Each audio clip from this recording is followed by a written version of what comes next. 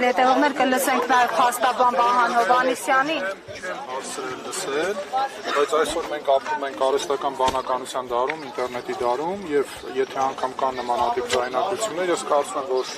այդտեղ արհեստական բանականության մատը խառն է եւ ինչպես մենք տեսնում ենք նմանատիպ բոլոր գործերով կցկտուր այստեղից այնտեղից վերցրած ձայնագրություններ միմյանց միացնելով փորձում են ինչ-որ մեղադրանքներ առաջադրել։ Ցուցակնության կենթարկվել այդ ձայնագրությունները նախաքննական մարմնի կողմից ներկայացված։ Ես կարծում եմ, որ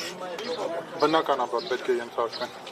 Իսկ անձնական տվյալներ կոնկրետ պարոն Ռոստոմյանի բնականից հեռախոս կամ այլ իրեր։ Հեռախոս առգրավել է հին հեռախոս, հին չաշացող համակարգիչ։ Մտավախություն ունի պարոն Ռոստոմյան այդ ձայնագրությունները, որպեսզի հանրայնացնեն, որտեղ մենք մի նախադեպ ունենք Հովիկ Աղազարյանին, ինչպես իր անձնական կյանքի տվյալները։ Որ ձայնագրությունների մասին է խոսքը գնում։ Հեռախոսում այնպիսի անձնական տվյալներ կա, որը հանրայնացվի։ Պարոն Ռոստոմյանը իրեն մեղավոր չի ճանաչել եւ որևէ այնպիսի տեղեկության ինքը չի տիրապետում կամ տեղյակ չէ, որը հետագայում կարող է օգտագործել իր դեմ։ Իսկ քանի ձերբակալված կար պարոն Հովհաննիսյան։ Ոչ չգիտեմ, առանձին աշխատասենյակներում քննիչները աշխատում են, չգիտեմ կոնկրետ քանի ձերբակալված են։ Եվ վերջում խափանամիջոցի հետ կապված որևէ հստակություն կա, այսինքն ներկայանավորելու մասին։ Այո։